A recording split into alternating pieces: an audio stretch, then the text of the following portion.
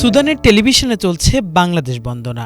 কারণ ঈদুল আজহায় বাংলাদেশিদের পক্ষ থেকে কুরবানির মাংস পেয়েছে গৃহযুদ্ধের কারণে দুর্ভিক্ষ কবলিত এই দেশের ক্ষুধার্ত মানুষ। এদিকে বাংলাদেশিদের পাঠানো মাংস পেয়ে সন্তোষ প্রকাশ ও দোয়া করছেন ইসরায়েলি আগ্রাসনের শিকার ফিলিস্তিনের গাজার মুসলমানরাও।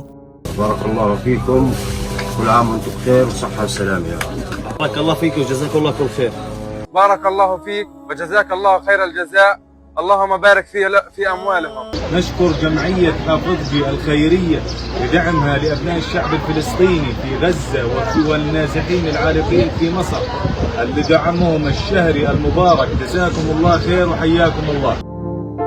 পুরো বিশ্বের মুসলিম সম্প্রদায় যখন ঈদুল আজহায় পশু কুরবানি ও উৎসব আনন্দে ব্যস্ত, তখনও জীবন বাঁচানোর খাদ্য জুটছে না ইসরায়েলি আগ্রাসনের শিকার গাজার মুসলমানদের ভাগ্যে। অপরদিকে দীর্ঘ সময় ধরে চলা গৃহযুদ্ধের কারণে ভয়াবহ দুর্ভিক্ষের কবলে পড়েছে আরেক মুসলিম দেশ সুদান। ঈদ উদযাপন বা কুরবানি দেওয়া তো দূরের কথা, তাদের পেটে পড়ছে না জীবন রক্ষার খাবারও। এসব মানুষদের জন্য অর্ধশতাধিক পশু কুরবানি করেছে বাংলাদেশের আলেম ওলামাদের পরিচালিত স্বেচ্ছাসেবী সংস্থা হাফেজজি চ্যারিটেবল সোসাইটি অব বাংলাদেশ।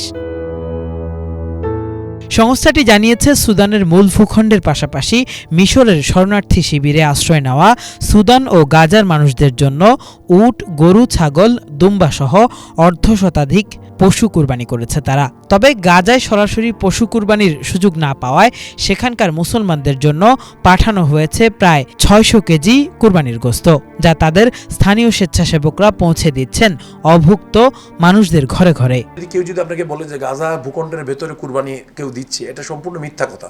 কারণ আপনি গত সপ্তাহে যদি আল জাজিরা রিপোর্ট দেখেন, আল জাজিরা আগে কিন্তু আমরা নিজেরাই বলেছি, কেন যেহেতু আমাদের টিম ওখানে কাজ করছে, ওখানে এক একটা পশুর দাম $৫,০০০ ছাড়িয়ে গেছে, যেখানে আপনার ২০০-২৫০ গ্রাম গোস্তের দাম $100-200।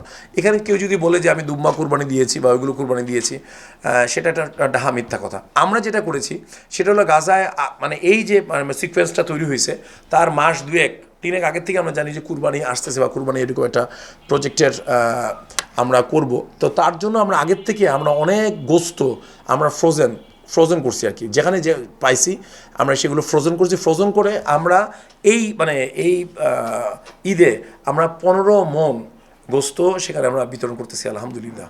আমাদের চলতেছে গাজার বিভিন্ন স্ট্রিপে, দের আলবলা, গাজার মেন গাজা, আপনার মাওয়াসি আল কারারা, আমরা খান ইউনিস, রাফা, এগুলো তো আমরা বিভিন্ন জায়গায় আমাদের সাধ্য অনুযায়ী সেই গোস্তগুলো বিতরণ করতেছি। পাশাপাশি আমরা ওদেরকে ওই যে বাজার সামগ্রীও বিতরণ করে থাকি আর কি।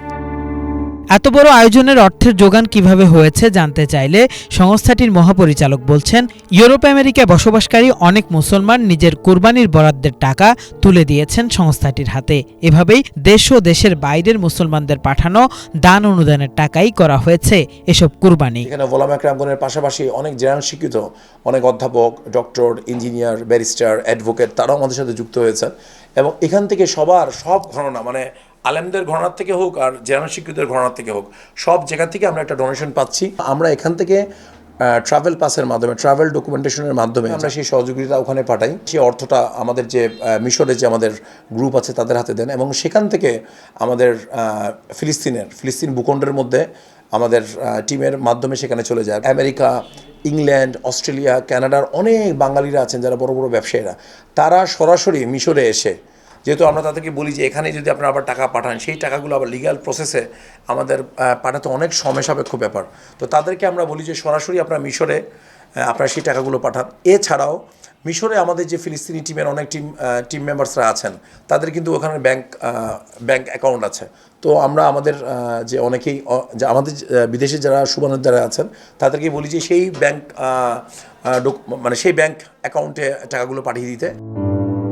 শুধু গাজা সুদান নয়, দেশের বিভিন্ন স্থানেও মুসলিম, এতিম, প্রতিবন্ধী সহ পিছিয়ে পড়া জনগোষ্ঠীর জন্য পশু কুরবানি করে ঘরে ঘরে মাংস পৌঁছে দেওয়া হয়েছে বলে জানান সংস্থাটির এই কর্মকর্তা।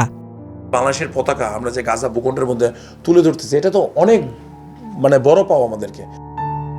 কিফায়েত শাকিল, বাংলাভিশন, ঢাকা।